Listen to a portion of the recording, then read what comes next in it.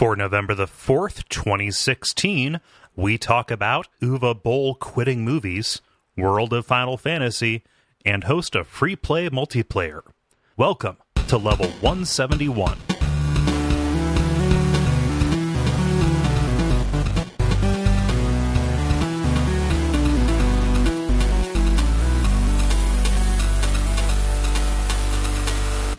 My name is Cole Ross. I'm Dennis Furia. And I'm Jala Prendez. And you are listening to The Level. It's a podcast for people who love video games. Guys, I'm slacking, is what I'm doing. I'm so sorry that I missed last week. I thought you meant you were hanging out on, like, the Slack. I mean, yeah, I know. I've always got it open. Do you want me to read some cool chat logs? Well, that's what I'm usually doing, you know, like when there's idle moment or two. Jala, so where is everyone? Cole, I got things loaded up. Dennis, logging in now. This is the exciting stuff that you're missing out by not being in the level backstage. Also, pictures of Halloween costumes. Yeah, super cute niece and nephew. It was adorable. Yeah. Yeah. So I'm very sorry that we missed last week. It was right after Portland Retro Games Expo, and I was just steamrolled. I was down for the count. So I appreciate the patience that has been afforded the show and me, you know, for this stuff. Yeah. Yeah, I think people get that life happens, and you'd rather have us, excited and happy to be here than burnt out husks. Cole, what? I just ran a half marathon 2 days ago, and I'm here, and I'm fine. You didn't have to fly in a plane, though. I mean, if I was going to stack those two things up, yeah, no, I don't know. I have no excuse. That's why I said I was slacking. I went to Austin, and I got off of a plane and was speed racer across part of Texas to get there to go to the meetup and drag your drunk asses back to your place so you could do your presentation the next day. Oh gosh, I want to hear it. Yeah, I know. That's why I said I was slacking. That's why I was contrite. Yeah. Okay. Jella, I already feel terrible generally all the time. I just have to rub it in a little bit more. Yeah. Oh man, but yeah. Salt in the wound. What? Salt in the wound. Okay. Yeah. No, it's fine. I'll just be over here. I guess. Just yeah. But no. Portland was fun. And lots of exciting stuff has happened. We announced Duckstream. When that's happening, I'm going to want to talk with you guys offline actually after this, just because I may require some assistance, but we will talk about that later. But yeah, if you're listening, that is going to be the weekend of the 11th. So 11th, 12th, and 13th. I'm going to be, for my portion of it, streaming as many Resident Evil games as I can. Oh, Jala's eyes just lit up. Not the not the over the shoulder shooting ones that she likes. I don't think I'm going to get to those. But I'm doing series chronological, so starting with Resident Evil 0 and then going forward from that. But yeah, that's I'm picking up Saturday going into Sunday, and then Friday. The prior to that, the first shift is going to be the Portland crew doing a whole bunch of wild and varied stuff. Exciting. Yeah, we're going to be support that is a charity event we do every year in support of the Transactive Gender Center out of Portland, Oregon. Does a lot of cool stuff. Which correct me if I'm wrong. I think I remembered hearing last year that Duckfeed had become like their second largest single donor. I think it was even just for that year, maybe. Yeah. And the only ones above us were like some major university. So it's freaking cool. Yeah, well, this year, we are right at the edge. So all of the Duckfeed events combined, the two previous Duck Streams and then Duck Spring, which is the community, including you two, did here earlier in the year.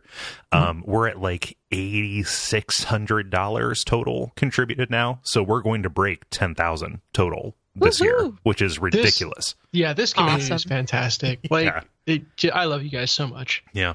I was kicking myself. It was like 2 days after I got back. I thought I totally could have gone to Transactive and just taken a tour and see what they did. But no, I didn't do that. Man. But yeah, that is always a really super fun time. Watch me get loopy and panicky as I don't sleep, sit still for way longer than I normally sit still, and yeah, play scary games. Yeah. We also restructured the Patreon. That was a big deal. So people can get those premium shows much more readily now, which is good. Hop on that. Yay. Exquisite Suffering and all of that. I know it's a big time for the network. This is always like these 2 months, October and November, are always a big deal for some reason. Yeah, go figure. Yeah. But if you're listening to this and you're like, hey, I have Patreon, go check it, make sure it's good. Yeah. And if you're listening to this and you're like, I don't have Patreon, what's that? Go check it. It's awesome. Yeah. It's patreon.com/Duckfeed.tv. How about you, Jala? You said that you just ran the half marathon. I saw your time. Yeah. It looked impressive to me. Yeah. Okay, so let me first explain that because I don't want there to be any confusion. The full marathon is in January. That's the one that I'm still raising money for the Alzheimer's Association for. Yes. This is the first of the warm-up series, and I have one race every 2 weeks. So actually, during Duckstream on that Sunday, I'm going to be doing a 25K and bright and early in the morning. Oh, so wow. I'm going to be running. I'm going to be running that morning. And then 2 weeks after that, the same day as a belly dance student show, because I also do belly dance, I have a 30K race. Holy shit. And so I have to race in the morning, come home, turn around, and then do 2 different choreographies during the student show that evening, and one of which includes fan veils. And I have to be all flowy and whatever, and I'm going to be so tired. So you need to be like that guy who juggled for the marathon and just do belly rolls for the entire marathon. Well, there are people who do stuff like joggling. If you don't know what joggling is, it's what you think it is. Somebody running and juggling at the same time. And that's been a thing for like almost 3 decades now. It's a thing. Show off. Seriously, Google it. Yeah, seriously. Like, what would make you feel possessed of the urge to juggle the entire time? Like, this one guy actually set a record here recently because he did a marathon in under 3 hours, and he was juggling the whole time, and he never dropped a ball. So that's really crazy. But anyway, so yeah, about my half marathon. It was my first long race. And bear in mind, I only started running in April. And in July, when I first began training for the marathon, I had only run like maybe 5 miles at a stretch on any given day. Like I hadn't ever run further than 5 miles. So when I started, I was in the third of 4 total pace groups in my running club. And with this time that I put into this half marathon, I have catapulted up to the very top of the second tier or the very bottom of the fastest tier. So I have gotten a lot faster in the last couple of months or so. And like I was in the top 3rd overall, top 4th for women in my age group, and top 5th of women overall participating. So not bad for my very first race. If I had pushed a little bit further, I would have had like a sub 2 hour time. So for anybody who cares, it was like 2 hours, 1 minute and 57 seconds. So yay. Yeah. So well done. I've been invited to run with the fastest group, which is full of triathletes who are all doing Ironman. So that's Wait, they're running in that armor? Yeah, they are. Totally. There was a guy in a banana suit, and there was a guy in a banana suit running, and I was like, I don't understand. But then again, at least you would really easily find your race photos. There's only one banana on the whole course. There's one Deadpool, there is one banana, there is one Wonder Woman, and very many people in tutus, men and women both. I do not understand the tutus. Were there any like group costumes? No, other than like multiple people in tutus that are all like, matching tutus, matching shirts and things like that's about it. But they're all like whatever. There wasn't like a themed group or anything. Yeah. But so anyway, I just what I would like to see is one person dressed up as Pac-Man, and then just like he's chasing down a bunch of people dressed up like ghosts. That's what I want to see. That would be such a pain to run in. All of this sounds like a pain. Yeah. Yeah, well, the thing is that, okay, like I had I didn't realize how much hidden aggression I had about running tutus, but I really don't like them, to the point that somebody was like, oh, come on, Jala, won't you wear a tutu? You'd look so cute. I'm like, hell no, blah, blah, blah. And I just got into a big rage about it. I was like, no, because I like to have compression shorts on and streamlined, and, I don't like a lot of mess and stuff flopping around. Like, no, thank you. I don't want a big itchy tutu in my way. No. Well, that's awesome that you posted that time. That you've had those games over the past couple of months. That's amazing to hear. Yeah. So yeah, we'll see how fast I'll get. I have no idea how fast I will be next year. We'll see.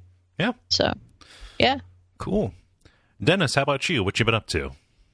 Yeah, well, last night was Halloween, and so that was fun. We did a family costume of the Wizard of Oz, which was both very recognizable and very low maintenance. The most complicated thing was a lion onesie for Milo, and that wasn't very complicated.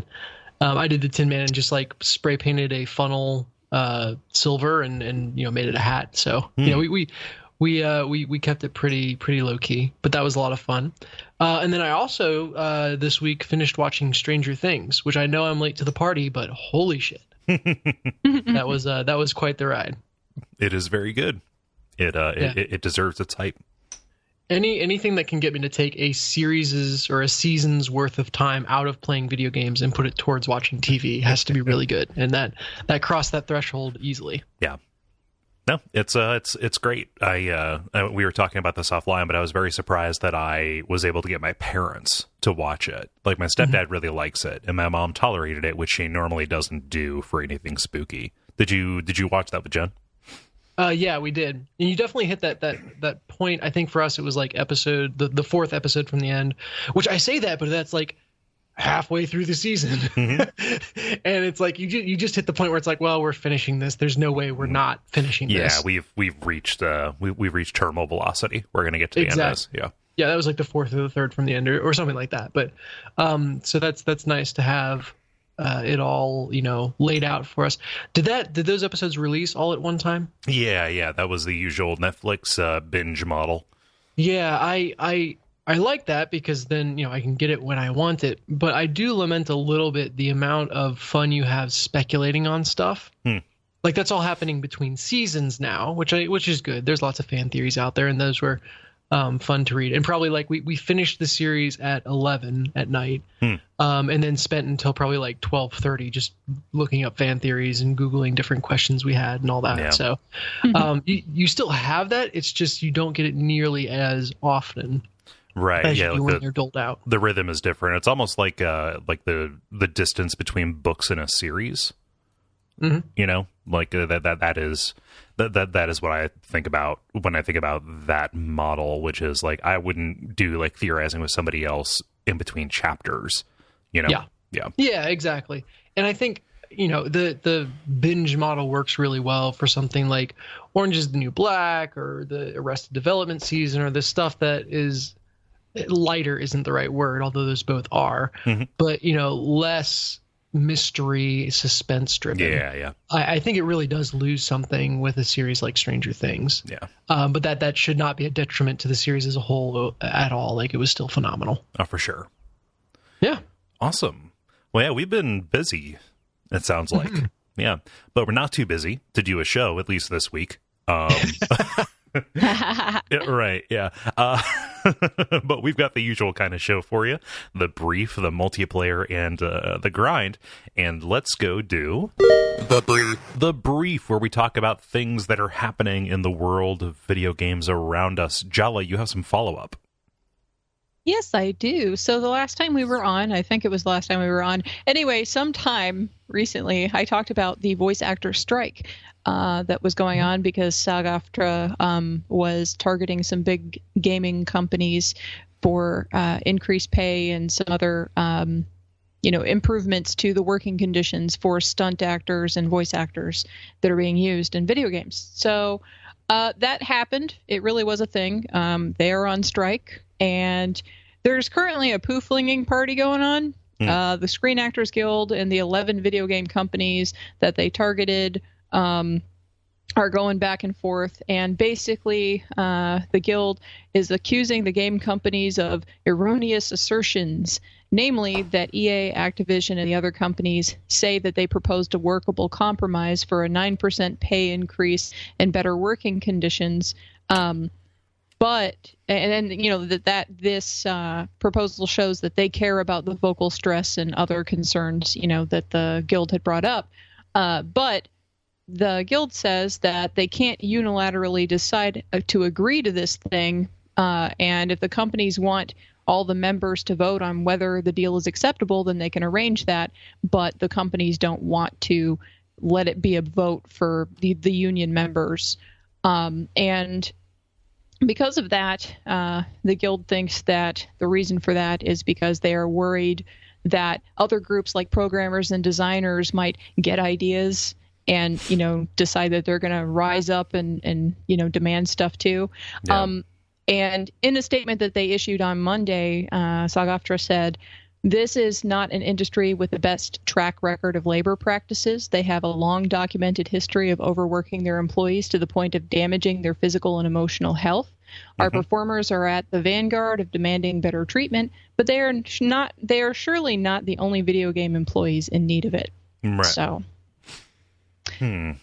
So that's what's going on with that. They are like at a standstill, and the video game companies are like, "But we gave you a proposal," and they're like, "Yeah, but we want to vote on it. We don't want to just decide for everybody."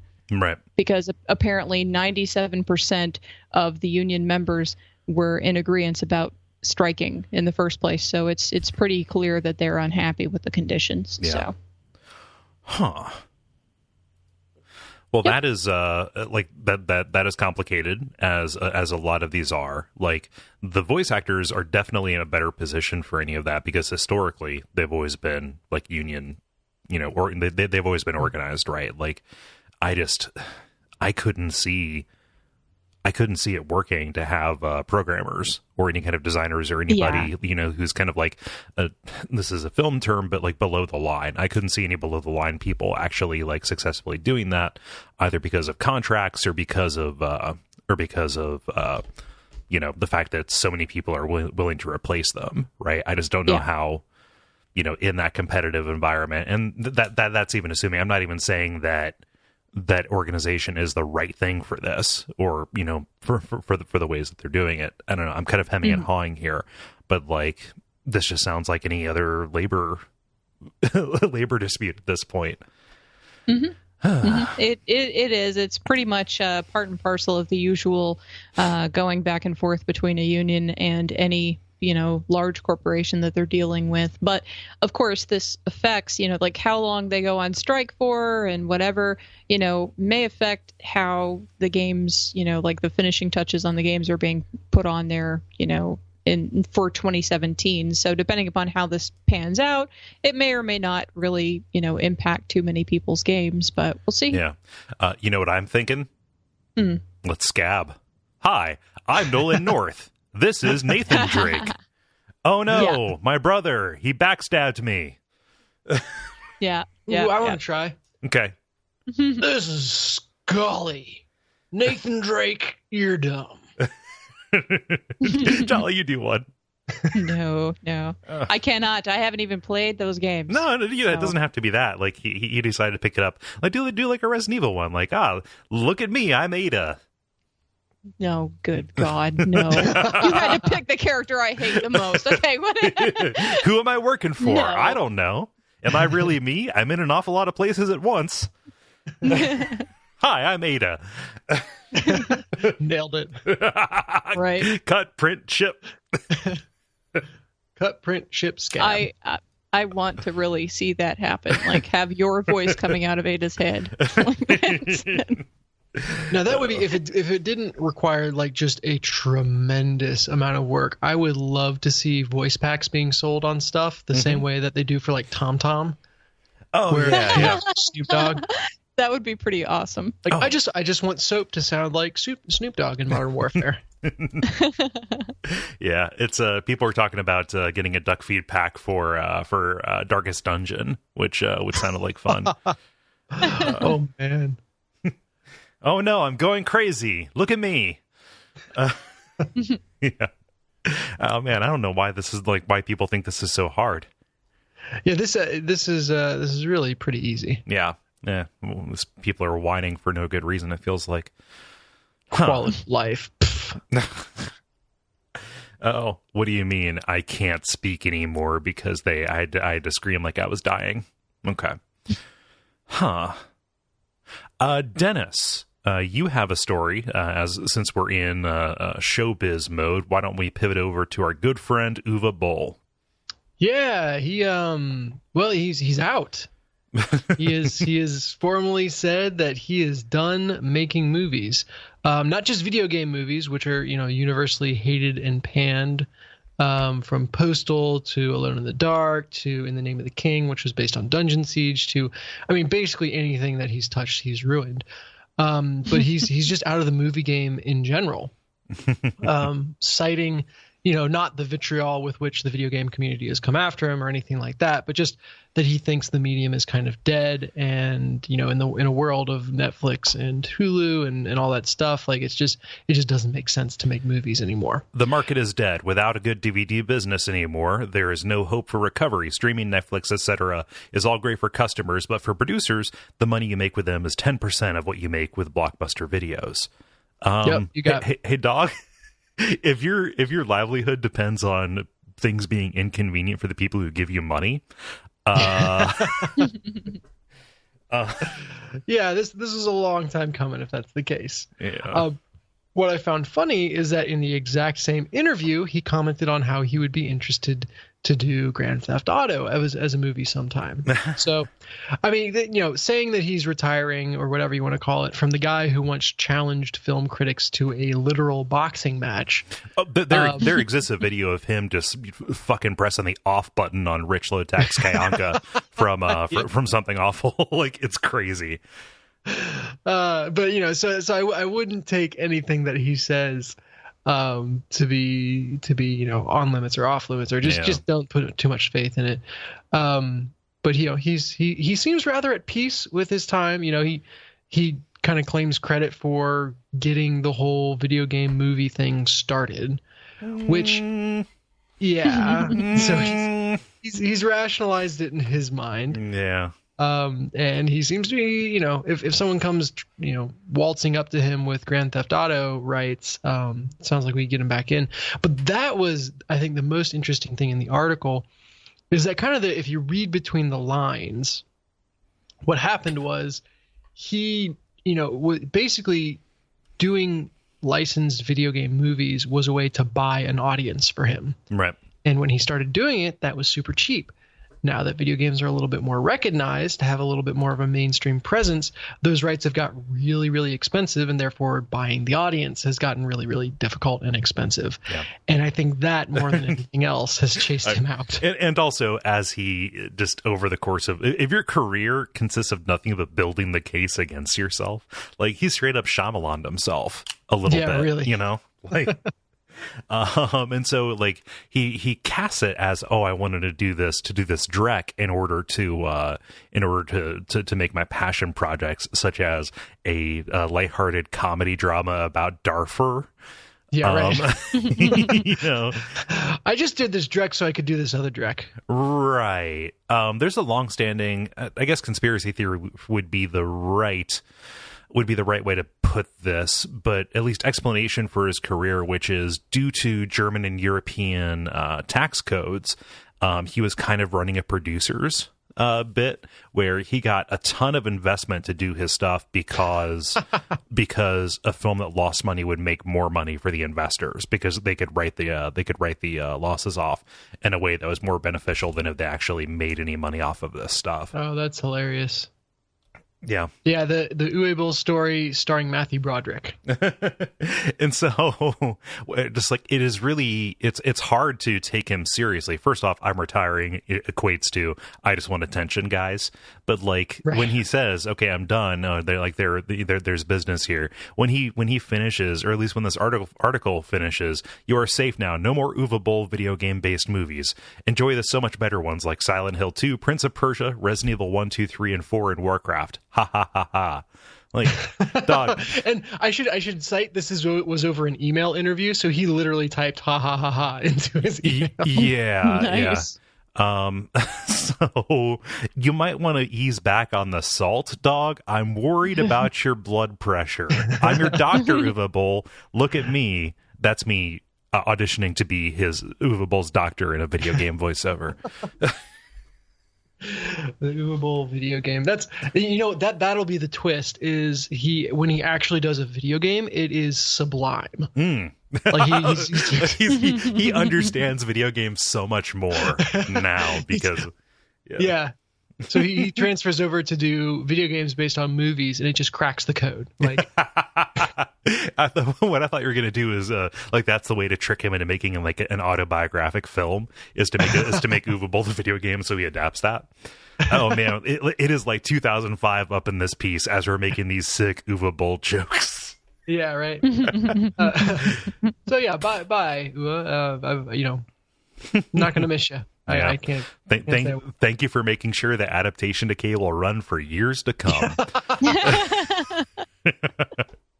Damn straight. Oh, man. Oh, do you have anything to say about that, Jala? No, I have nothing. I have nothing for this man. No. Uwe Boll. So mine's going to be pretty quick. Jala's favorite series, Zero Escape. Where's the table? I removed all the tables, Jala. How the tables have oh boy. How the tables have not turned. They've turned. You just can't see it happen. No. So it was revealed on the Sony blog that some remakes, not so much remakes, but just kind of ports of 9 Hours, 9 Persons, 9 Doors, and Virtue's Last Reward would be coming to both the PS4 and Vita. Vita is not so surprising just because Virtue's Last Reward was made available on Vita. But 9 Hours, 9 Persons, 9 Doors, the game version, not just the visual novel one that we got on iOS, is escaping the DS prison that it was stuck on. It has jumped the cart, guys. It's jumped the cart. In one reality, it has. In the other, branching realities. Right. Oh, man. And Jala must go back in time and stop it. But these are being put out on kind of modern-ish hardware. It's weird to say the Vita is modern because it's nothing but cobwebs when I turn that thing on. But kind of being re-released together as Zero Escape, the Nonary games, which is the name of the fictional kind of killing game that you play in both of those. There was a follow-up. Spike Chunsoft came out and said, yeah, it's going to be on Steam too. So, yeah, like we've had long conversations on the network and here about whether or not these are kind of inspired little dimensional time travel stories or if they are incredibly frustrating dreck. Wherever you fall on that, I'm going to retreat to the shelter of it's good for things to be available. Yeah, the thing that gets me here is it says that it's going to have the 999 will be a full remake with new HD visuals, and I'm just wondering what that looks like since it's kind of animated frames. Mm-hmm. Like how much more high def can it get? I mean, so what I can think is the assets right now are very low res because they were made for a DS screen, very chunky, very blocky. There are only so many poses that you have to do. I think that they're going to go back in, and this is just speculation. I think that the way that they can accomplish that is just to either take the original art and then scan it back in at a higher res, or just redraw them so they fit in better. Sure. Yeah, I don't think that we're going to get like a VLR kind of animated talking dude thing. I think that would be a bigger deal. Like they wouldn't just pack this in with Virtue's Last Reward as like an archival thing if that was the case. Yeah, I would put I would put these games in the category of games that are just always going to look good because the assets have a very distinct style. Mm-hmm. And so it struck me as something that like was not horribly in need of an HD remake. Yeah, I just what I would think is, man, oh man, like trying to blow up anything. Like I've emulated some DS games. If you blow those up to anything bigger than DS size, they get ugly quick. Well, see, that's good perspective to have. Yeah. I'm a bit conflicted about it because, see, I want to actually play the actual game of 999 because I played the visual, well, quote unquote, played the visual novel part of 999, and I liked that just fine. And I kind of want to know how I like the actual game part of it because I like room escapey type stuff, and I was fine with the visual novel that I had, although it wasn't really a game. So, I want that, but I don't want to see VLR again. So I don't know. I don't know what to do with that. Yeah. So I'm a little conflicted. I don't know. It's interesting that it's coming to PS4. I do not understand the audience that would want to play a visual novel on a non-portable system. I know. I'm just like, I have some VisiNovs that are on Steam, but I want to play them on my Vita. I don't want to play them on Steam. I want to play all of these things mobile, Yeah. So. Yep. Visual novels are kind of like JRPGs. I never want to play them not in bed. So I don't have anything more to say. I think that's the end of this story. Okay.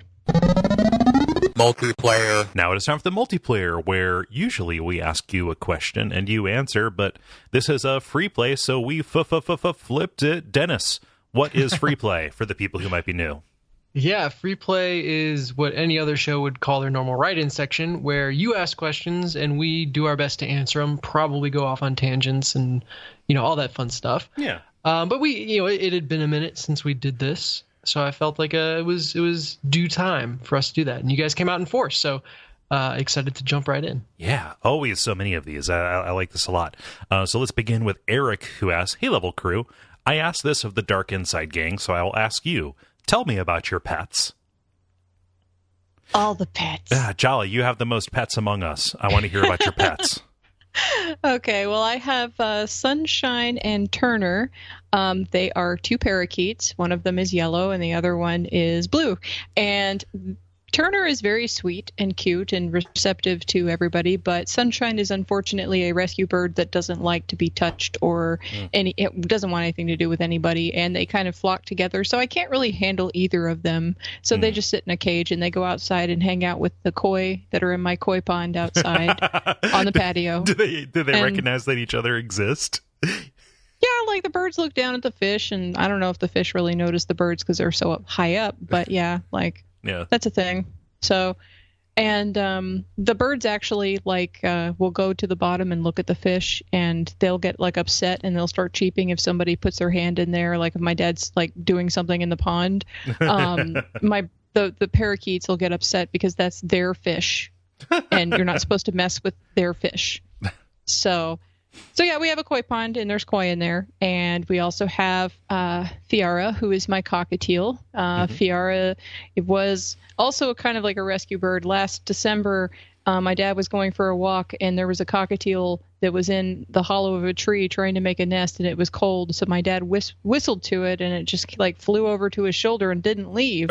And then when I got home, then suddenly it attached to me and it didn't want to go anywhere. So it spent the night on a perch in my room, and then I got a cage, and Fiara's been my bird ever since. And she's very grumpy, but she's also very, very cuddly and sweet. So a lot of my parents and then other people who have known me for a long time are like, "It's you! It's really you! This bird is your familiar! It's you in bird form." Oh, that's great. Because Fiara will be like, "No, I hate you. Get away from me." And I post videos of this on my Instagram. So you can see the violent Fiara. When Fiara is being quote unquote violent, she will just make loud noises at you and quote, kind of peck at you, but she's not actually biting you. She's just trying to scare you. And then she'll put her wings out like, "I'm a badass. I'm a hawk," and it's okay, whatever, bird, And then when she's cuddly, she will get super, super, she'll put her beak on my lips and give me kisses and try to preen me and cuddle up into my hand, and she's very, very cuddly when she's not trying to kill anybody. And then I also have Indra, who is a panther gecko, and he's super cool. He actually got sick here recently, but he is recovering. I am glad to say I've had him for 4 years now, and he's very chill. He when you pet him, or at least when I pet him, he curls his tail around my finger to kind of hug me back. And he's very cool. And he, like, a lot of times if I'm painting or something, I'll have him on one shoulder and I'll have Fiara on the other shoulder, and they're just kind of hanging out with me. So, and then your muses. Finally, I also have Puffles, which is my parents' dog. Her actual name is Casey, but I call her Puffles because she is a schnoodle, a half poodle, half schnauzer, and she has puffly hair. She looks like a cotton puff, and so she's Puffles. And everybody who I tell about Puffles or show Puffles to is just like, that is a puffly dog. Yeah. Like, it is a puffly dog. The name fits. Yes, it does. So that's the slew of animals that you will see on my Instagram randomly as I post pictures of them. The menagerie that you run. Mm-hmm. Yeah. Dennis, you have 2 cats, right? Yes, indeed, I do. The aptly named Sherlock and Watson, which led to our Wi-Fi network being named 22 or whatever it is, 221B Baker Street. Yeah. I want to mangle that, whatever that address actually is. But they're brothers. We got them from the same litter, and that I think was the best decision ever. For Christmas one year, I grew up with dogs my entire life. And was just, dead set against cats. So for Christmas one year, I got Jen permission to get cats. And so we went out and got them shortly after. And we only went out for one, but getting 2 was a great decision because they have never ripped up a piece of furniture or anything like they are, as cats go, the best behaved little animals that I've ever seen. Their personalities are really funny in that they are polar opposites and they flip depending on how many people are in the house. Do they like trade places? Yeah, well, almost. Like, so Watson is just this, almost a dog, snuggly little attention whore, loves to be up in our business and hang out with Watson's the brown tabby, right? Watson is gray. Sherlock is orange. Yes, there we go. Okay. Yeah. And then Sherlock is very aloof and kind of wants to be off doing his own thing, and so kind of almost avoids us. Like, we don't see him around a lot. The second guests come over, Watson disappears, and Sherlock comes out to welcome his new overlords. Like, it's just the life of the party. Take me with you, please. Get me out of here. So that's their one big quirk. But other than that, they're super good cats. And I feel bad because they've definitely gotten a demotion since kids have come around, and they know it. Like, they are mournful about it from time to time. We have each other. Don't worry, buddy. Well, at least you don't have a menagerie. I mean, if you had a menagerie and then you had kids, that was my sister's boat, because she has 2 kids, but she has a ton of birds, and she's got dogs, and so as they die off, she's just not getting any more. Sad. Yeah. Oh. And then Cole, you kind of have bird feeders and stuff, right? Yeah. That's like being pet adjacent and stuff. Like, I have animals that exist in my neighborhood, who I happen to watch. My mourning doves went away. They're not here anymore. But there are a couple of mated pairs of finches and stuff. But I do not actually have my own animals because I can barely take care of myself. So. But well, it's just kind of like being an aunt or something, like you can just say, hey, look, that's a really cool animal. How awesome. Spend a little minute with them and then be like, okay, go back to whatever you were doing. I don't have to deal with you anymore. I was talking about this in the Slack, but it's like, I want to be a dog uncle, because people bring their dogs into work, and it's like, oh, look at this dog. I'm going to get down. I'm going to scratch those ears. Yes. Who's a good boy? I think it's you. And that's well and good. But if I had a dog, I would have no idea what to do with it. Or the second you have to walk a dog at like 3 a.m. or in the winter, it's really rough. Yeah. No, but if they're in the office and I can be like, oh, I think you're a good boy. Let me find out. Let me check. Open up my phone. Yes, it's you. Then that's good. Jala, what does Derek say? Derek says, what was it that inspired you to look at games with a critical eye? Was there a specific game that really spoke to you, a change in attitude, or some other factor that led to spending countless hours dissecting and discussing video games every week?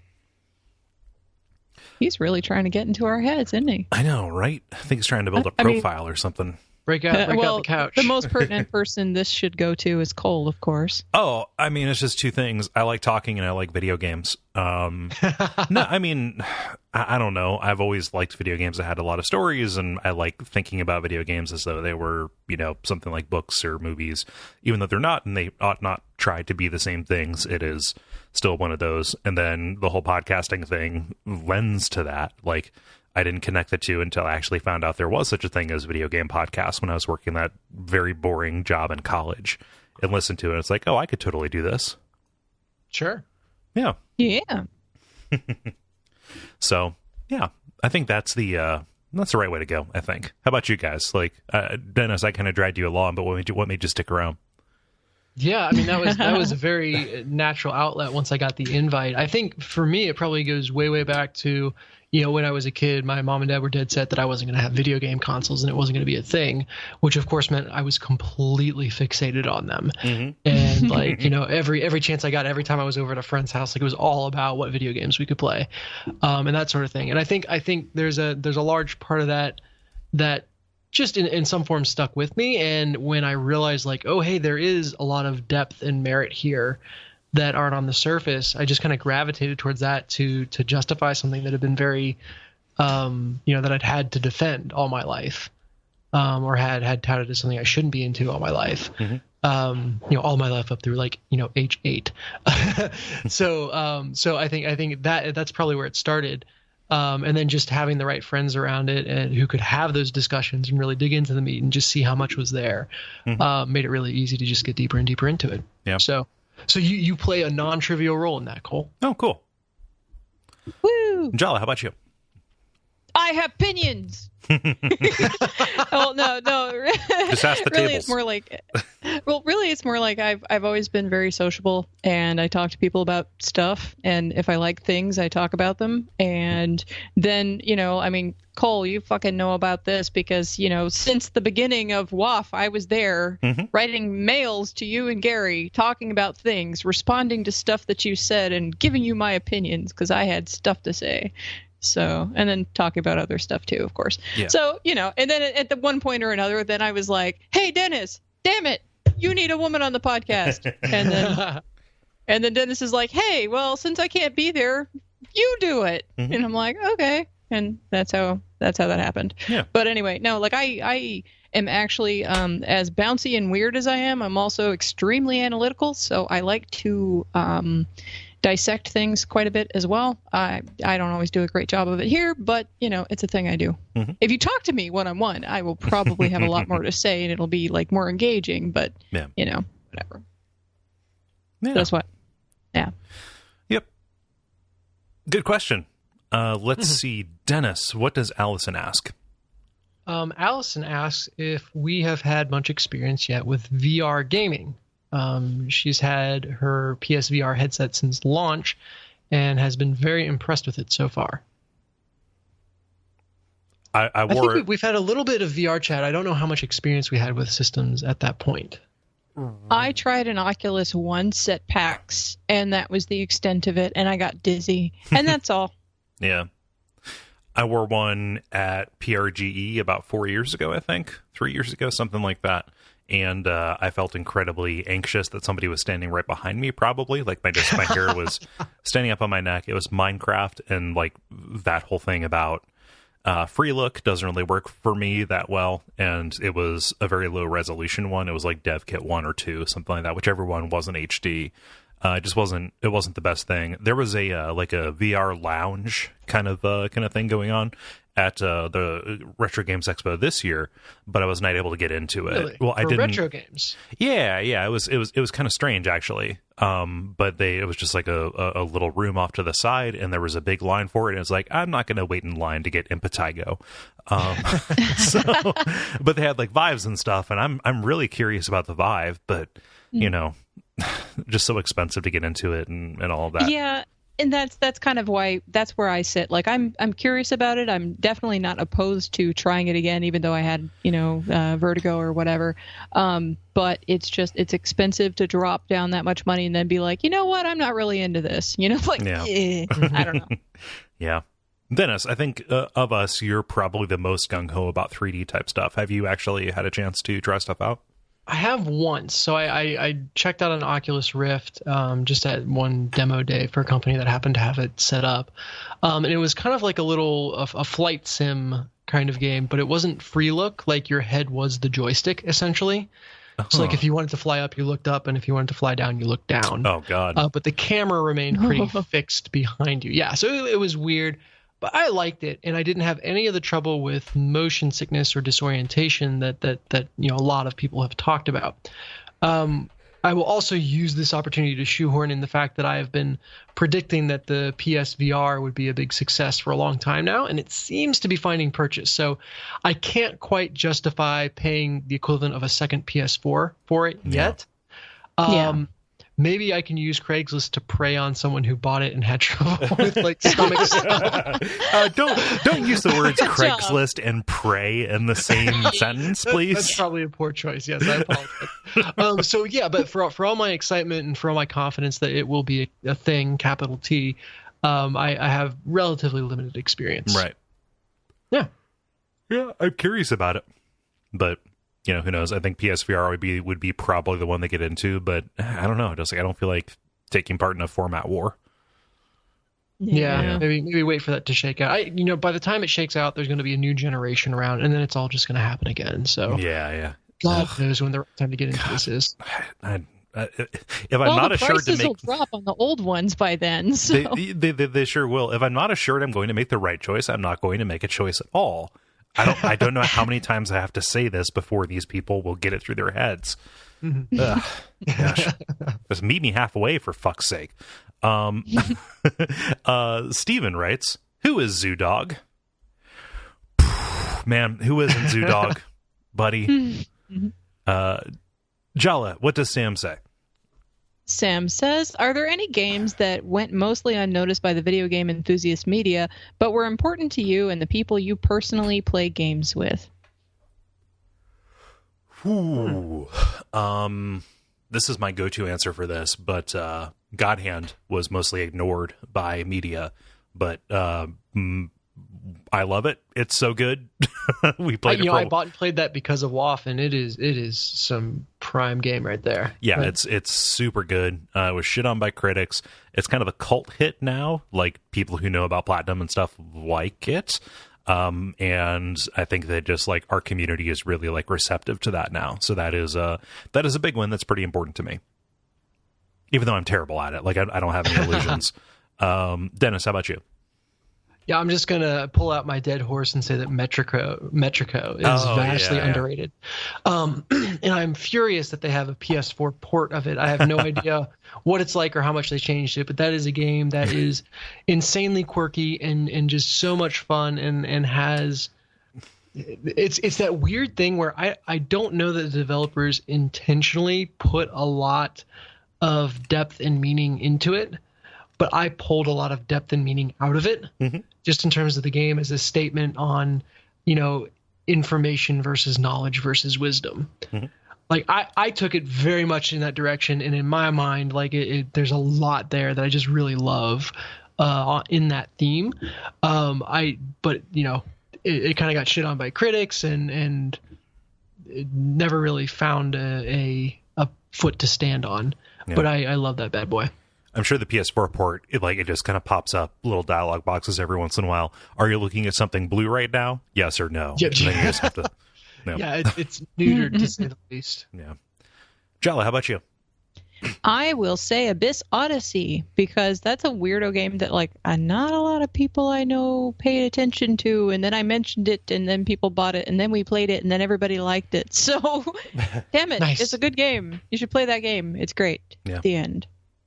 Frequently on sale too. It's not like it's unavailable or anything. But it's one that I do recommend that you play with a person. It's a lot easier to get into when you've got somebody else to co-op it with. So It's one of those that you need a buddy, but it's only 2-player, so it's not going to be that hard. It's not like I will never ever beat Gauntlet because I don't ever have 4 people who can consistently game to finish Gauntlet with me. Yeah.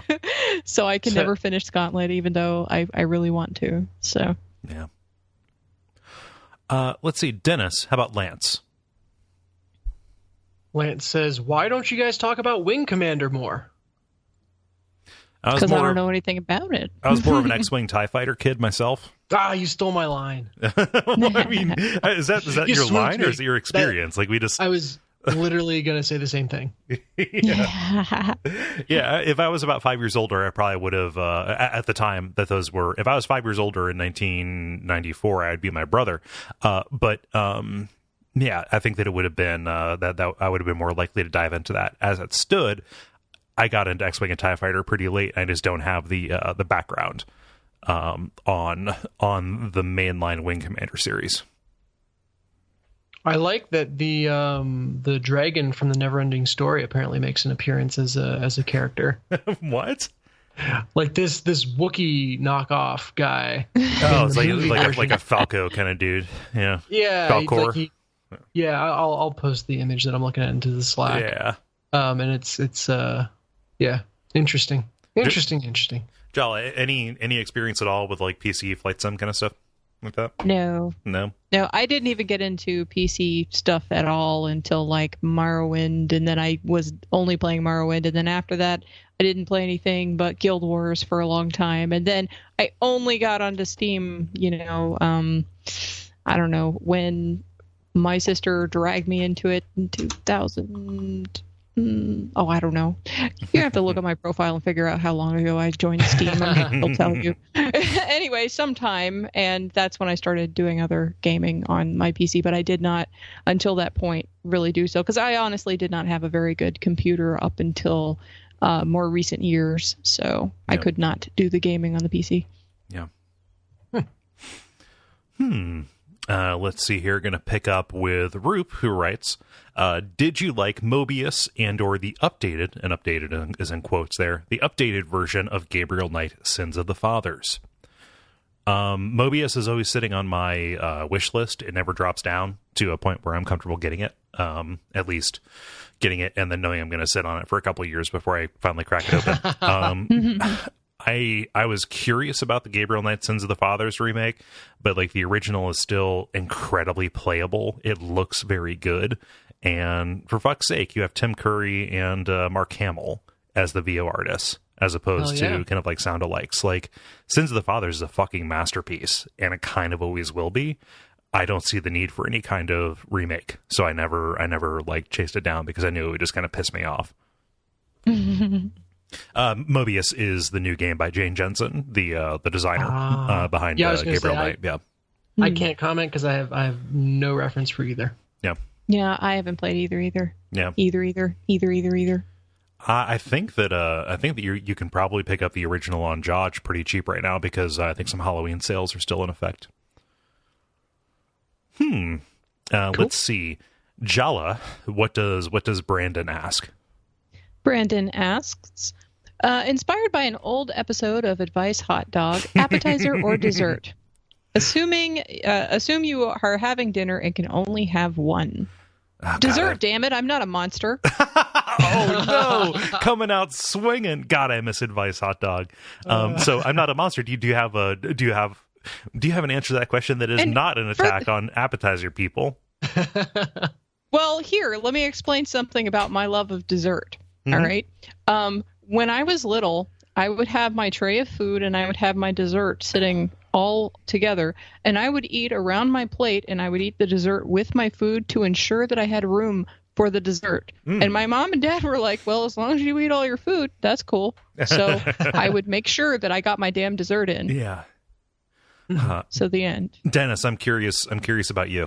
I'm gonna fall on Jala's side. I would have dessert 100 times, and I would have. Are you dinner kidding me? As well? Yeah. I recently discovered this about myself. Like, other people talk about something being too sweet for them, and I guess I've never found that threshold for me. Oh. I literally had the conversation where I was like, what do you mean when you say it's too sweet for you? And they're just like, it makes my teeth feel fuzzy. Like, it's just too rich. Like, I feel like I have to put it down. I'm like, I've literally, like, in all earnesty, not joking at all, I've never experienced that. Huh. Well, so I have that happen, and I don't typically indulge in sweet things, and that's something else I should say. I usually cook everything at home, and I usually, like, don't indulge on, like, decadent desserts or anything. So, like, if I go out to eat, I'm gonna have a damn dessert because I don't eat them at home. I don't eat candy. I don't eat any of that crap. So, like, if I'm going out, I'm gonna get the good stuff. Oh gosh. All right, Cole, this is your Appetizer Alamo. Fire away. Yeah, go for it. Oh gosh, they're at the gates. Oh no. So to a personal preference standpoint, I've always been more of a savory person than a sweet person. Things are definitely too sweet for me. I probably have ice cream about, let's say 3 times a year. Maybe once when family comes into town, and then like I will get a pint at the grocery store of like mocha chip, like the Grater's mocha chip, and I will just kind of like eat a spoonful of that every couple of nights for a week, and then it'll be done. As for appetizers, again, that is something I would rather eat something kind of along the lines of like a potato skin, or like an appetizer nacho is always very good. But here's my thing in favor of appetizers. Appetizers are meant for sharing. Okay. If I'm out with people, that is a social experience. Okay. And okay. Can I make my case? Can I make my case, please? Let the man finish. Yeah. It is amazing when somebody says, I feel like having onion tanglers or something like that. And somebody else says, you know what? I want some mozzarella sticks. Well, let's get both of those. And then that's for the table. Like, that's for everybody. And then we're going to have that. Everybody can have a little bit of something. It's like ersatz tapas, and then the main meal comes, and then you're not there for 5 minutes while they cook your lava cake, or for 25 minutes while they cook your lava cake. So I was going to say, though, for first off, just get tapas. So you already had that. Okay. And No, then but I mean, just like second off, with dessert, I will usually split my dessert. I'll be like, well, you get that one, and I'll get this one. They both sound really good. We'll cut them in half, and we just share. I thought I was on Jala's side, and now I realize that there are 3 sides, and I'm definitely not on the side of that. You do not touch my dessert. Yeah, like, oh gosh, just anything cut in half. No, I can't handle, unless I'm cutting a sandwich in half for myself. like the cut in half is fine if you're saving it for yourself for later. The cut in half as a transaction, no, can't do it. Won't do it. Well, also you have to understand too that I'm vegetarian. A lot of people that I hang out with are not. So like if we get an appetizer, there's like maybe one thing in there that I'm going to eat. Yeah, there is one thing I'm going to eat. Usually okay. So like that's an extenuating circumstance. I mean, I'm not judging that part of it. Yeah. Okay. Jolly, you there? Yeah, I'm here. Okay, cool. Was I supposed to come back with a scathing comment and be like, I hate you? I can if you really want. No. I'm not going to go flip tables over desserts. It's fine. I recognize they can all be shared. I feel like the like the appetizer, everybody's there, everybody's hungry. It is a modular creation. It's almost always bad for you, so nobody wants to have an awful lot. So you just get it, and then it's spread around. Fair enough. Yeah. Wow, that was a lot longer. Let's go into overtime here because we've only done like 5 questions. I know. Sorry, these always get such great response, and then I swear, one of these weeks we're just going to do a level that is just catching up on all the questions. Yeah, well, I'm gonna drop all these into the Airtable, and we'll see what we have. Jala, what does Paul ask? Paul asks, what are some games you think had the most interesting art style and why? Are there any games you found yourself playing for the visuals, even if you didn't really like the gameplay?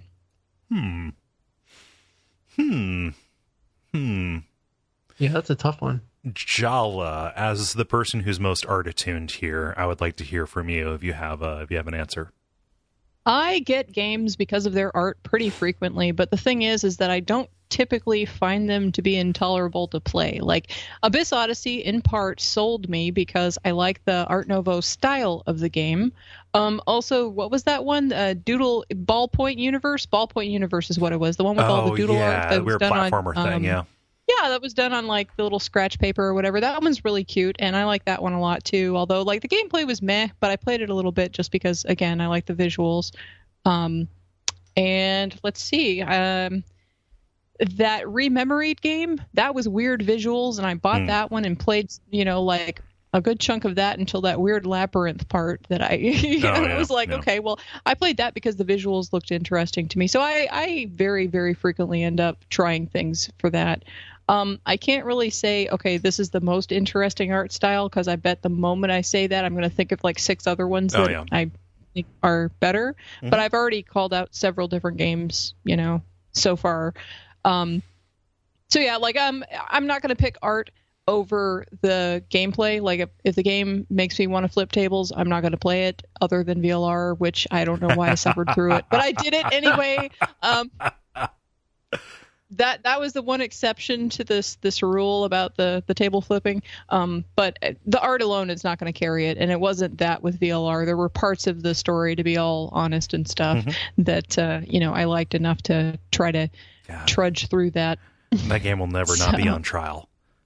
No. Objection. Right.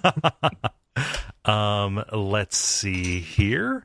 Looking at the Dennis, how about you? You have a game whose art style particularly tickles your art bone?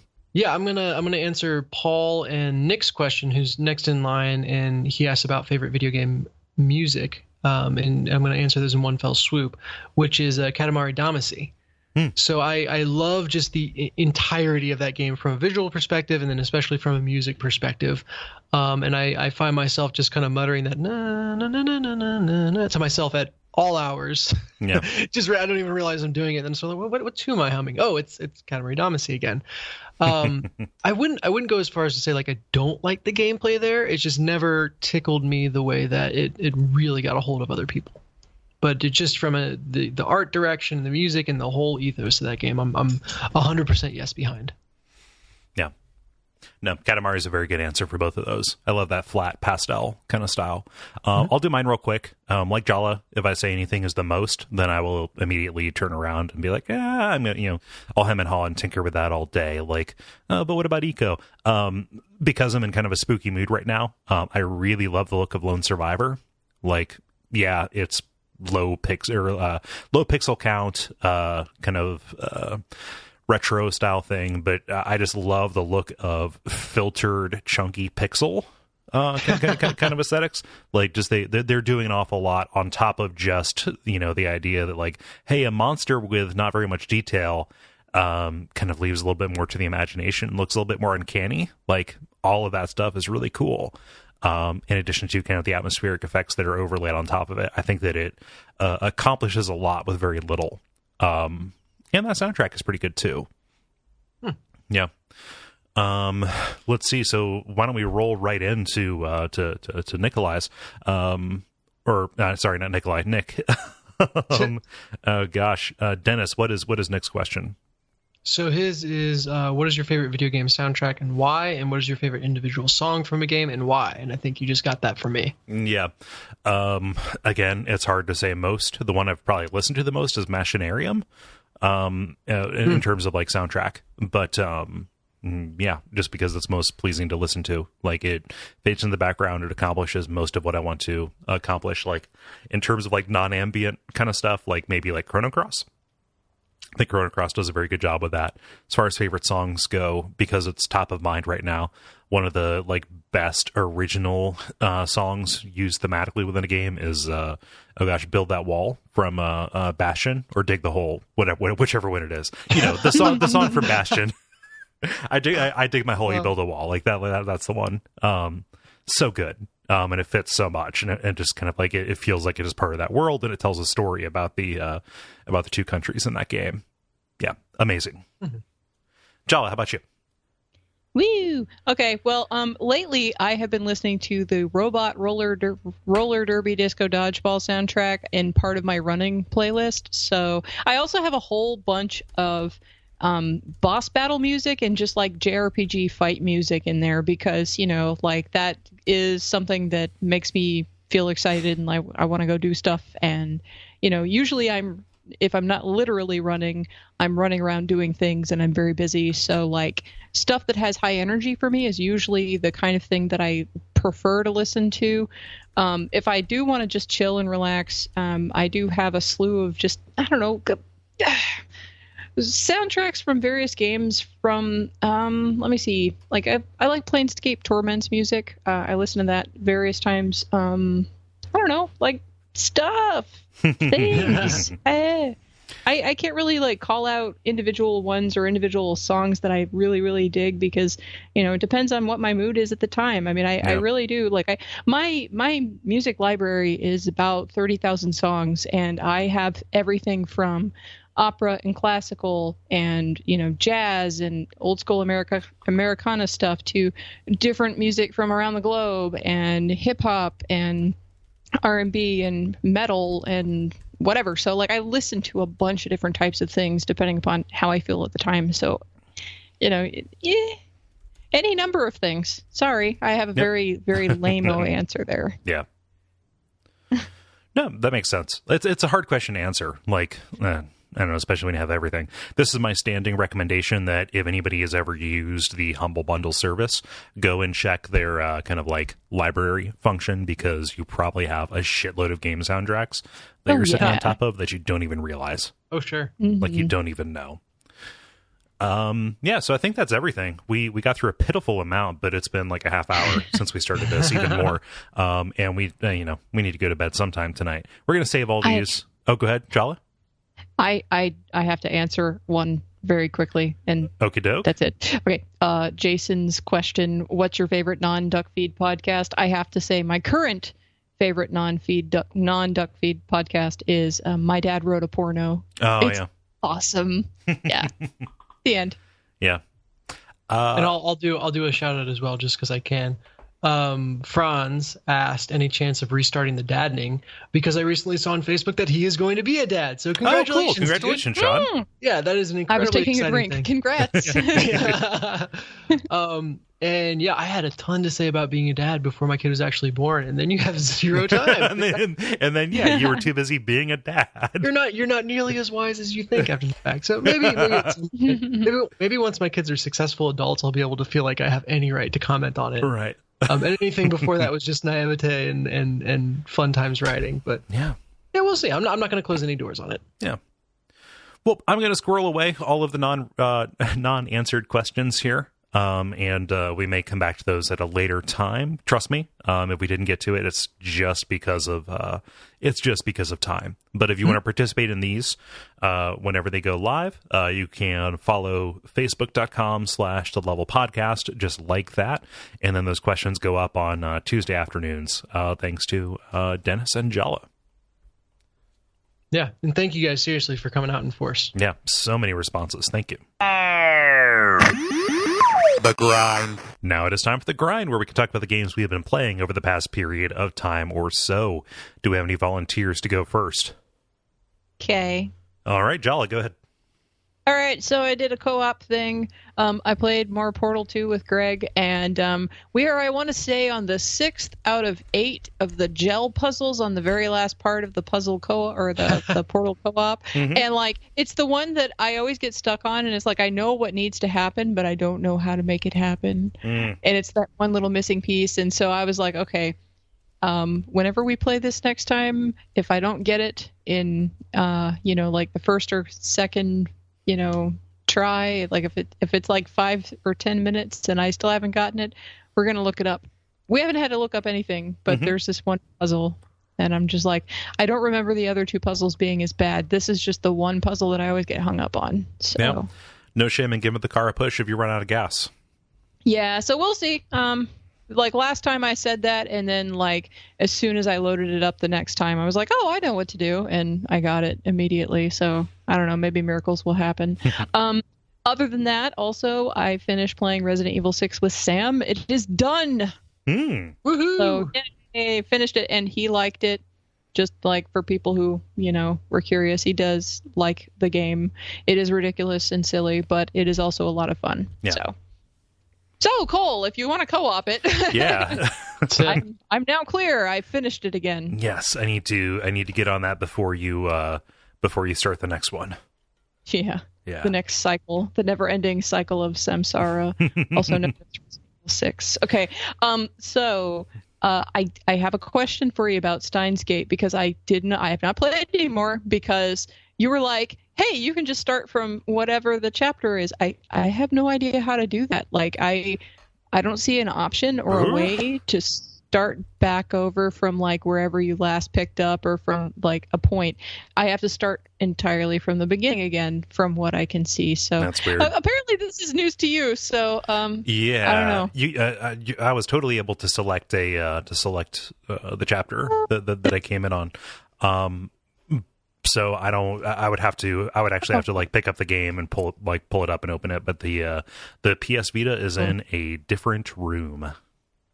Well, I don't know. You can get back to me on that maybe. Yeah. Because I literally have not played anymore, because I'm like, I am not going to go through everything again if I don't have to. Right. So I just kind of like boycotted that for a while just to see, I mean, if I have to, then that's fine. But if I don't have to, I'm not going to do it. So, all right. So because I haven't been playing that, what have I been playing other than my usual co-op? I've been playing Child of Light. Because, I said I was going to play Persona 4, so I played Child of Light. So makes sense. But that's because I didn't want to start Persona 4 while I still had Steins Gate floating around. I want to finish Steins Gate, but Child of Light is like a real short kind of game. So, I mean, like, it's like maybe 13 hours, and I'm like over halfway through with it now. So, by the time I figure out, what's going on with Steins Gate and finish that and finish Child of Light, then I can move on to like the very large and invested game. Yeah. So Child of Light, this is a game developed by Ubisoft, kind of done in the same art engine that the more recent Rayman games have been done in, and also Valiant Hearts, that adventure game about the First World War. Like, it's a really I'll let you describe it, but it looks really neat. So I was about to say, thank you, Cole. I'll just be like Vanna White and I'll let you talk. I'm so sorry. I wanted to get that bit of context in here so people, because like it feels like it came out a couple years ago and then it kind of not died on the table, but like people played it, held it like, oh, this is kind of like Dark Souls, and then it fell away. I'm very happy to be able to revisit this. Wow, that's the first time I've heard that, and I haven't been specifically paying attention to this game, but interesting. Well, okay. So I bought it due to the beautiful art and sound design, which, hey, that relates to that multiplayer question. So yes, that was one of the things that caught my attention about this game, which is why I bought it and why I'm playing it. So I have to say that a lot of care is given to the movement of the characters' bodies. They look and, they move around very naturally. It feels like they paid a lot of attention to how a little girl moves around, and Aurora, which is the main character's hair, is very flowy and stylistic, and also like if you go into a dark area, it looks like flame. She's redheaded, so it'll look like flame, and it looks like it's on fire, which is pretty cool. So you can still tell where you are, which is really neat. And basically, this game is about a little girl who, I guess, dies or something, and her dad's heartbroken, and then she's like in the world of shadows or dreams or some crap like that, and she's trying to get back home because her dad has fallen ill from heartbreak and grief and whatnot. And so that's basically the principal idea of the story. Now, the story, I'll say, is very, very simple, and it's very uninteresting, at least to me. It is not really much by way of character development, but the world, and the art, and the sound design are so charming that it's a nice, relaxing RPG to play in bed. It is a sort of platformer / exploration game, and then when you have fights, it's a turn-based RPG. Everybody speaks in loose rhyme, which is kind of weird because they're loose rhymes, but they're not very good insofar as like poetry. So it's just like, it kind of irritates me because I used to write poetry quite a bit. And so it just bothers me when I read it. It's just a quirk of the narrative, though.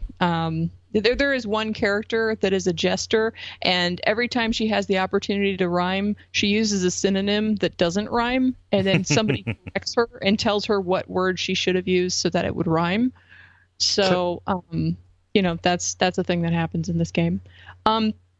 You also have a little firefly buddy that can fly around that you can control with the right stick that can illuminate the screen if you're in a dark area, and during battle can slow down enemies and, on the little action timeline at the bottom. And he can also fly around and pick up items or open chests and stuff. So that's kind of useful, although he's just like a little assistant guy that floats around. Let's see. Other things. There's a kind of materia system where you can craft oculi, which are just types and different grades of gems, like, sapphire, ruby, and emerald, which you combine together to make a diamond, because that makes sense. Yeah, that's how that works. Yeah, the colors cancel out. Right. And then you insert them on your weapon, armor, and accessory. So you have 3 different slots per character. And they give you different stat boosts, effects, and etc. They don't have a leveling system like materia does, so I guess that's a little bit misleading, but they are kind of like a booster thing that you can swap around between characters as you please. There's typical skill trees and things like that for the different characters, and it is my impression that some of the extra characters that I have in this game to play are from the DLC, and that you cannot get all of the 50 million characters that I've picked up so far other than from using the DLC. But the guys that I prefer to fight as in the turn-based RPG part are 2 of the people that are from the DLC. And basically on the turn-based fight scenes, you can have 2 people on the screen at once, and you have, like right now I think I have 5 or 6 people in my party total. So you can toggle between people, and tap people out and, switch them out during the battle without any penalty. Like if it was the golem's turn and then you want to switch out for, the jester person, then you can do that. And then the jester person would have an action instantaneously because, that's just how they roll. The fights are not very difficult at all. I have not had to heal once at all. And I'm playing it on normal mode, but according to listener David Petrocco, it's not worth playing on hard mode because it just extends the length of the fights. It doesn't really do it. So it's not like, it's like I said, I mean, this is like a kind of relaxing game. If you want to be challenged or you want to have an in-depth story, this is not the game for you. But if you want something that's kind of lighthearted, relaxed, and, whimsical, this would be something to play. So that logic would kind of recommend playing on easy mode, if there is such a thing. Yes, exactly. You don't want to prolong the fights any longer than they already are. It's fine. There isn't an easy mode that I saw. You might be able to unlock it after you finish playing it the first time. So I just played on normal. Yeah. I'm currently on chapter 6 of 10, so I'm about halfway through the game right at the moment.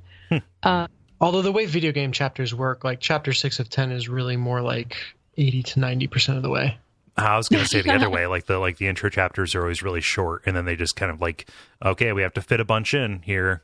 Well, I guess it's how much do you consider it a narrative game versus like an action game? Because I feel like action games, like or any kind of action games is the right word for it.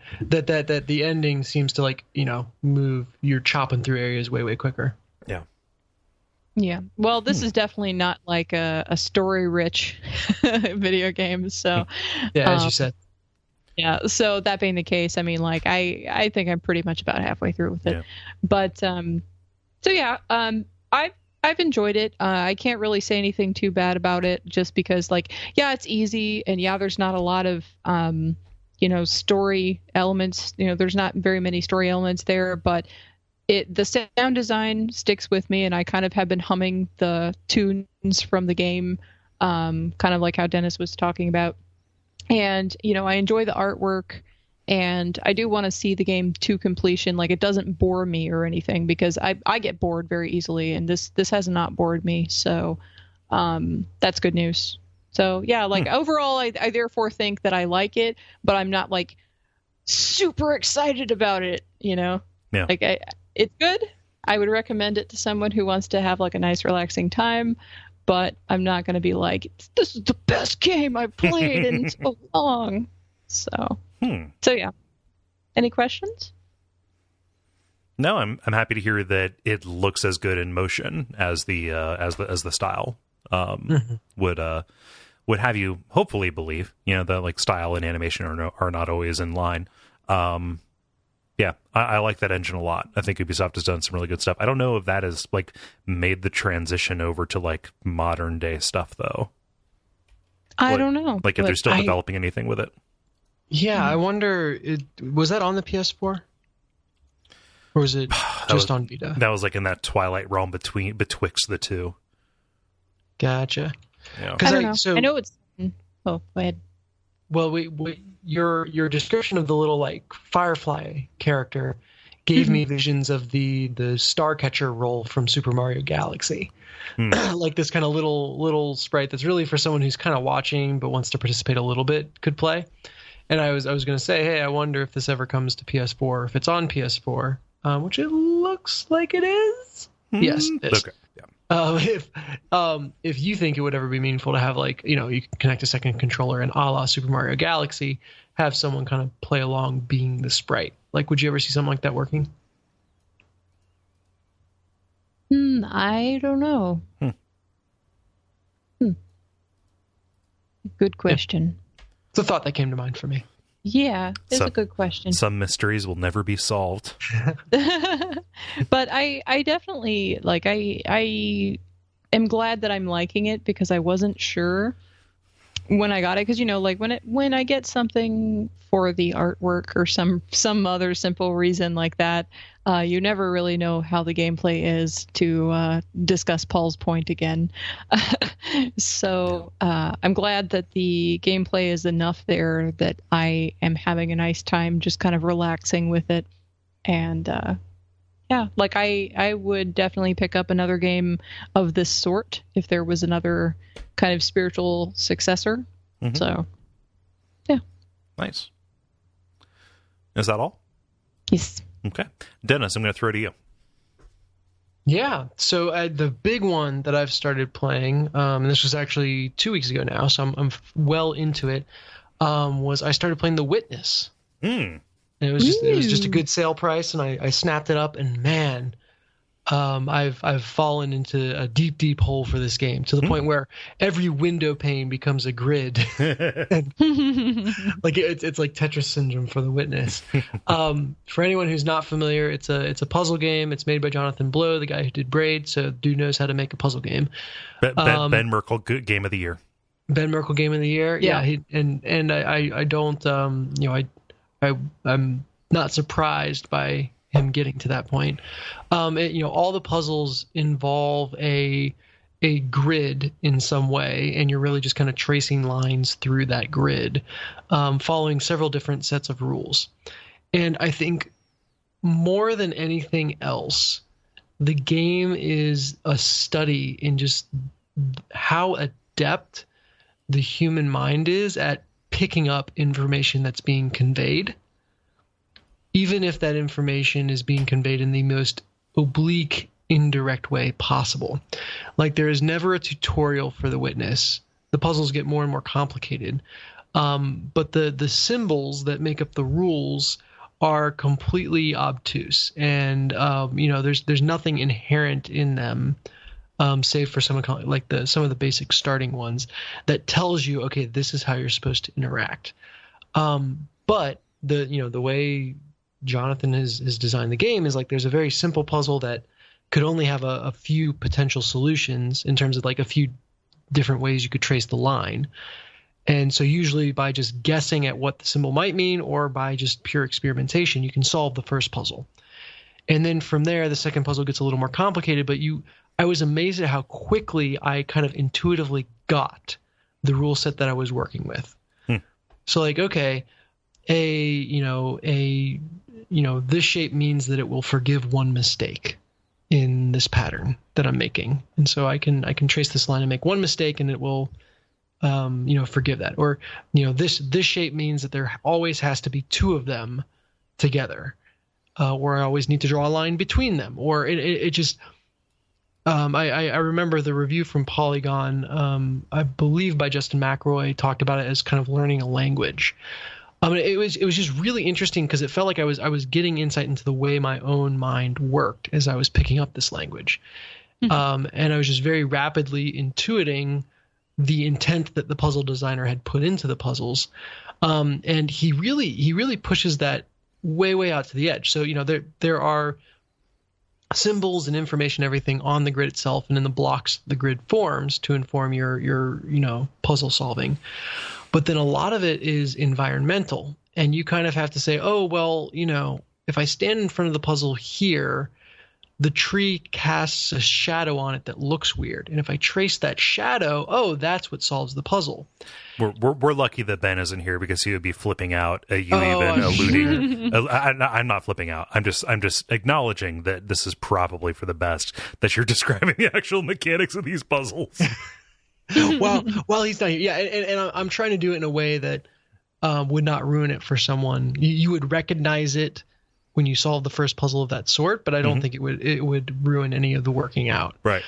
But anyway, so there are all these indirect cues, and it just gets more and more and more oblique. Like really, really far-fetched where, okay, well, maybe on this half of the board I'm supposed – and I'm making it up at this point, so this is not referencing a specific puzzle. But on this half of the board I'm supposed to follow a shadow. But then on this half of the board I'm supposed to make a certain shape. And as long as I can follow – and nothing is telling you to do that. You're just kind of guessing at it. But again, I was just amazed at how quickly I picked it up. Just the fact there was intention put into it. And I think there's something just about the human mind that just locks on to any kind of intention or pattern and draws it out. Yeah. And, sometimes that, even when there's not a real pattern there, which we do in nature all the time. But it just really fascinating to play it that way. I will also say that this is like a dopamine dispensing game. Oh my God, it feels so good when you solve a puzzle. And I was trying to wrap my head around why, cause there's a very satisfying sound when you get it right, but that's not it. And I finally settled on the world presents itself as very static. Like you're on a gorgeous island. There's lots of fauna around. But the trees don't sway in the breeze. There's no animal life moving around. There is very little in the way of particle debris. Most games these days have some kind of dust in the air or something like that. But this doesn't really have any of that. Everything is completely static. And it's not quite, the pastel blocks of Katamari Damacy, like we mentioned before in the show, but it is kind of almost simplified, one step towards abstracted. Yeah. And I can't use the word static enough. But when you solve a puzzle, that can cause something to move or happen in the world. And I think seeing that just feels so jarring because the island is so still for the most of the game, that is what makes it just incredibly fulfilling and satisfying. And literally to the first night that I played it, I probably stayed up till 2 a.m. solving puzzles. I could literally feel the dopamine hitting me. I'm not exaggerating. I would get the something would move, and I would just feel this burst of good feels of adrenaline or whatever you want to call it hit me. Yeah. So that it's good at that. Man, that feels really good. I will also say I'm not far enough in the game that if I hit a point of frustration, I can't just wander off to another section of the island. Okay. I was going to ask if you hit any walls because you're describing the early the early days of a game like this. Yeah, and again, part of that is intentional because I don't want to spoil anything too great. I want to say that I've turned on probably 6 or 7 light beams. Okay, and I'm not sure how many total there are. Yeah. It feels like I'm getting pretty far. Just in terms of physical island to walk to, there aren't many areas left that I haven't gone through. But I've definitely hit some walls and places where I'm just okay, I see where I'm supposed to go, but I'm clearly missing something. Or I can't quite figure out this set of rules. Or there's a symbol here that I haven't seen before, and I just kind of intuit there's got to be a tutorial area for this symbol. Yeah. And that I haven't found yet. And I can very easily just kind of wander off in a different direction and find something new to solve. And so the pace of actually solving puzzles has stayed pretty rapid for me. I worry about when I get to the end game, when I narrow myself down to the last one or two areas that I need to go through, and I don't have that option, if the game will get way more frustrating. Yeah. Because this is 100% a game that you sleep on and then come back to, with the solution in your head, or that you go off and work something else out, and while you're doing that, your brain is kind of subconsciously figuring out the thing that you couldn't get before. Yeah, and then also there's like the world puzzles, like the meta environmental puzzle kind of things, which Jonathan Blow in his way says, "Oh, that's the actual part of this game." It's kind of like the platformer part of Fez versus the like code breaking part of Fez. Right. Yeah, it's interesting. It feels pretty overt in that you very quickly recognize, okay, this is the shape that denotes a start of a puzzle. Mm-hmm. And those you'll notice very naturally those show up in the world. And then you eventually find these obelisks that show you how many are nearby in any given direction. So it feels like he does a better job of signposting, at least there, than he did in Braid. Like, okay, here is what the secrets are to find and where generally you can find them. So I've liked that. I definitely see that as being something where it's infuriating to just go find the last few of them. Yeah. The first one that I found, and I imagine it's the first one that several people found, was super intriguing because it was actually a reflection of something. So I was looking into the water and noticed that if I stood at a certain point, the reflection kind of lined up these different shapes to form kind of a grid. Clicked on it, and of course it lights up and allows me to draw a line on it. And then when you find one of those and trace it, it like lights up, these lights fly through the air and to the obelisk. And I don't know if this was intentional or not, but I could see the obelisk in the reflection that I had solved the puzzle in, but I could not yet see it in the real world. Oh, weird. Yeah, and it might have just been a glitch in the way that where I was in the geometry and how the computer was calculating where the reflection would be in the obelisk was there the whole time. But it was one of those things where I was like, oh, what's that? It's not there. Well, it's definitely there in the water, and where it looks like it should be, I'm not seeing it. Like that was just a super intriguing moment. Again, could have been a glitch, or maybe it actually, there was something that worked that way, or I don't know what, but I doubt I will go through and solve every little secret puzzle, but right. I've definitely got a huge amount of love for this game that will carry me through to the end of the normal pieces at least. Nice. And the last thing I'll say is I had an interesting discussion on Slack with some people about just Jonathan Blow and the source material that he uses. Like most of the audio logs you find, or there are some video logs that you can find, are quotes from other works. And he reminds me of me when I wrote my very first essay for school, in that I took paragraphs out of the book and just quoted them wholesale. I was like, well, it's all relevant. It illustrates my point. So why wouldn't I just copy and paste the entire paragraph? And it feels very much like that, where he's got, there's a 5-minute block of video or audio or something. And it's just, he likes the whole thing and it's all relevant to kind of the theme that he's playing out here. So why wouldn't I just paste that entire thing in? So on that front, it could probably do with a little bit of editing. And I find myself kind of wandering off and missing parts of it. Which I'm sure is not his intent, because I just get bored. But that's the one thing I would ask for as a change. is for that not just to be like, hey, if it just wasn't Jonathan Blow's Pinterest wall or like his Twitter feed. Yeah. Oh yeah.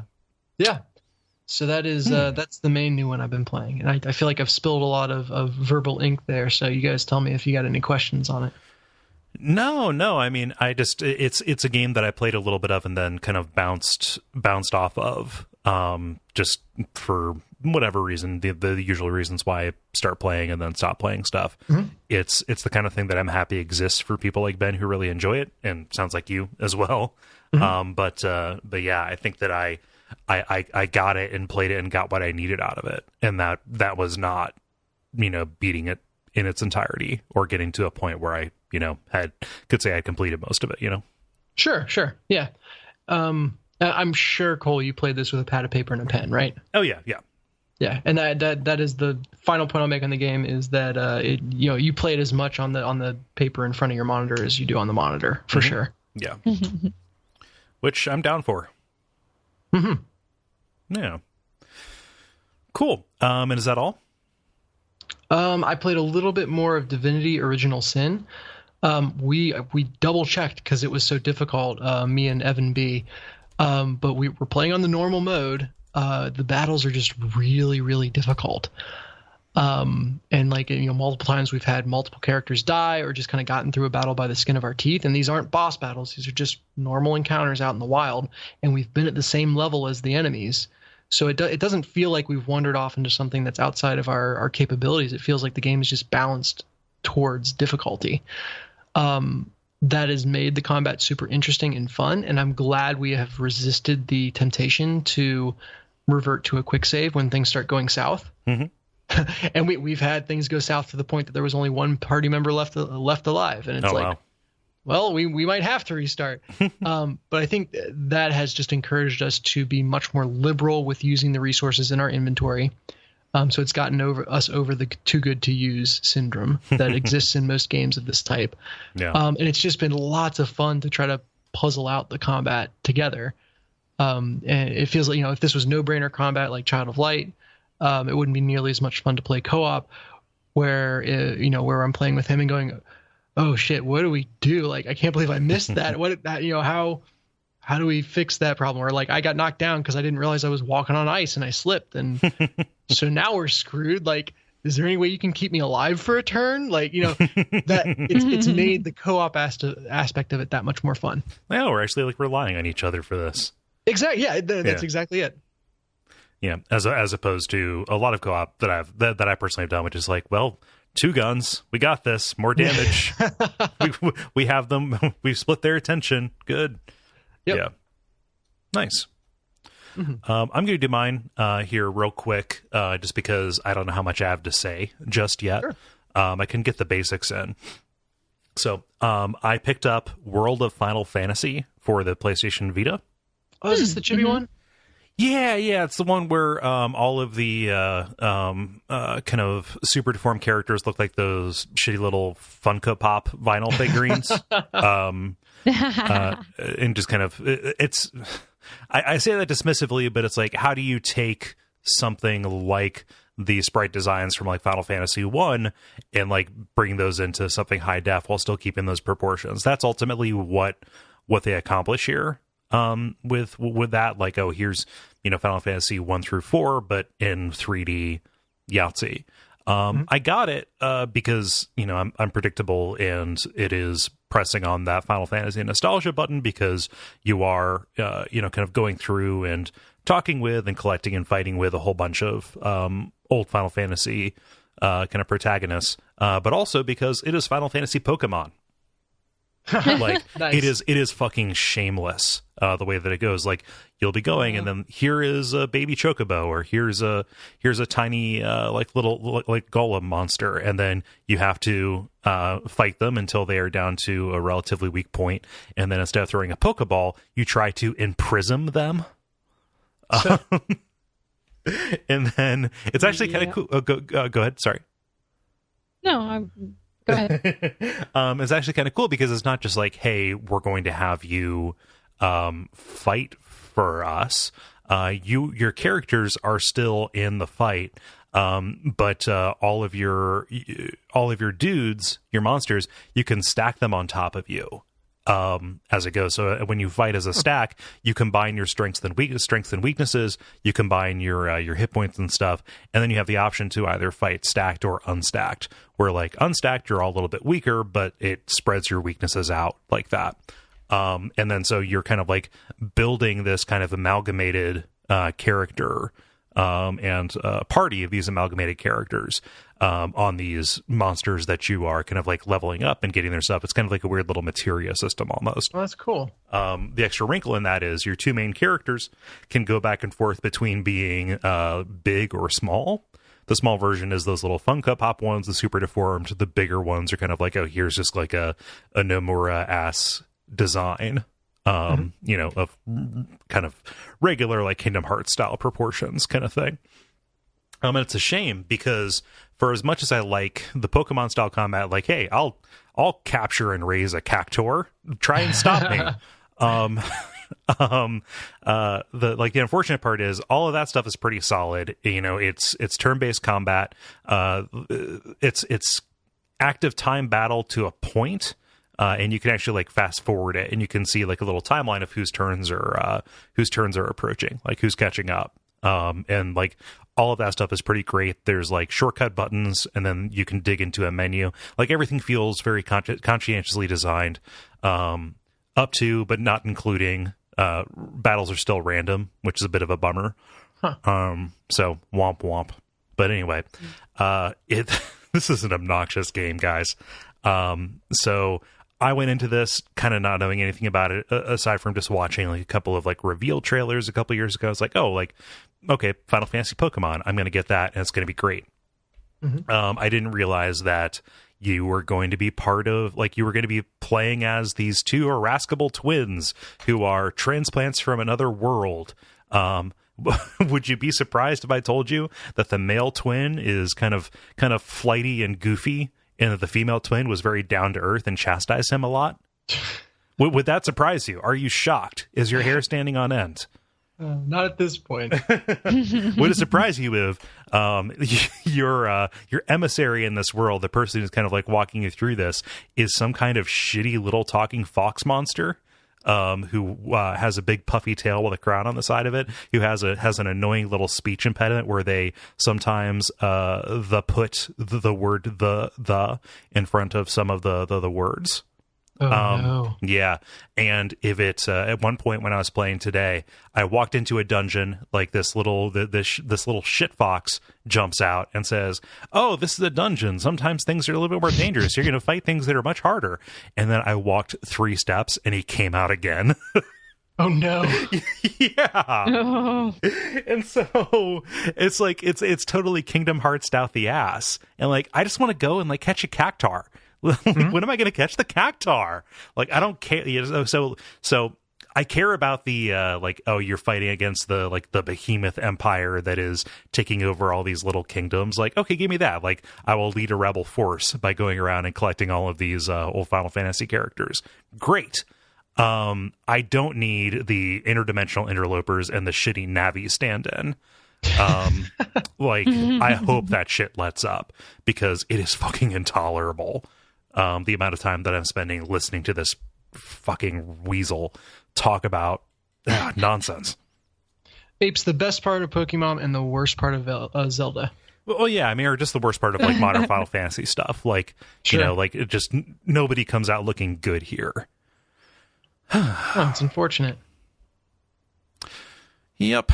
So that is that's what I've been into. But like, it's a good fit for the Vita, you know, like, and they've got all kinds of stuff. Like, I don't know if it's like cross-buy, like since I bought it there, if it shows up on PS4, but like it'll throw saves in between the other. Like, it's all this like platform advantage stuff that I don't necessarily like buy into. And I'm going to keep playing it until Pokemon Sun and Moon come out. Because I want to scratch that itch. Like, doing that waff about Pokemon Yellow kind of reopened that desire for me. But yeah, I just wish I could skip the bullshit, like the stuff that is obviously meant for people who are not me. Yeah. Yeah. Any questions about that? No. Hopefully you warm to it. Yeah. No. I'm going to keep going for it. Like, at the end of the day, I'm out some amount of money, but I gave it a shot. World of Final Fantasy. They bit our steves. Mm-hmm. Do you know what that acronym? Like, do you know what that acronym is? WAF. I load up my PS Vita. Damn. You know what I see? I see a symbol that says WAF. I mean, you always envisioned that day happening, just not this way. No, never like this. Our SEO is poison. They have polluted our namespace. The worst. I think you guys got squatters' rights for sure. I think so. I mean, we've been there for enough years that it possibly kicks in. It depends on which state. You know what you need to do is you need to go sue them for stealing. Yeah, take it to their door. Yeah, that seems like the kind of thing you would do. Yeah, seems like you guys' style. Yeah. Now you got us. You got our number. You want to button it up? Sure. All right. Thank you so much for listening to level number 171. We really appreciate you sticking around and listening. Remember, coming up next weekend, we have Duckstream, where we're going to be streaming, and that is going to be a good time. It always has been a good time in the past. Go to Duckfeed.tv/Duckstream, or click the banner on the front page of the site to get that information. We're going to be communicating about that a lot in the next couple of weeks. Until that happens, and then obviously, like, during that event, we want to kind of blow open the doors and have it be this big, huge thing. Yeah, I think that's it. Also, check out the new and updated Patreon reward stuff, like we mentioned at the beginning. It's all it's all good stuff. I think the reaction has been very positive so far, which thumbs up on that. Good. Jala, your marathon fundraising. How can people find out about that? Well, I posted it in the announcement feed and also pinned it to the level Slack channels that is also pinned to the top of my Twitter. Mm-hmm. And I've posted about it on Facebook, but you can also message me. You can locate me in basically anywhere at Jala-chan. So you can send me a message somewhere and I will give you the link. So, yes, if you can't find it on your own, I will get it for you. So. Yeah. Cool. So yeah, there's the usual stuff. Stick around and listen to the next episode if you can, or go back in the meantime and listen to older episodes here. We put out a lot of stuff here, even just on this show. It's like a weekly show that's about 2 hours, which is crazy. And we'll try not to disappear for weeks on end like we just did. Yeah, am I forgetting anything? No. I think that covers it. Oh, quick follow-up. That thing I said in Shadow of Light where it's like, hey, what if player 2 could be the Wisp? That's totally how co-op works. That's cool. Exactly what they do. So awesome. Okay. Yeah. Think you got something to look at. Bring your kid to video game day. Cool. So I've been Cole Ross at Cole Ross on Twitter. I've been Dennis Furia at DFuria on Twitter. And I am always Jala-chan in places. Yeah, and stick around for some titles.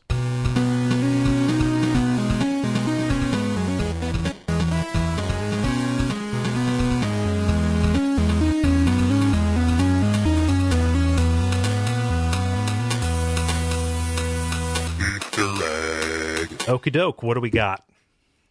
I've got How the Tables Have... ... Oh boy. Okay.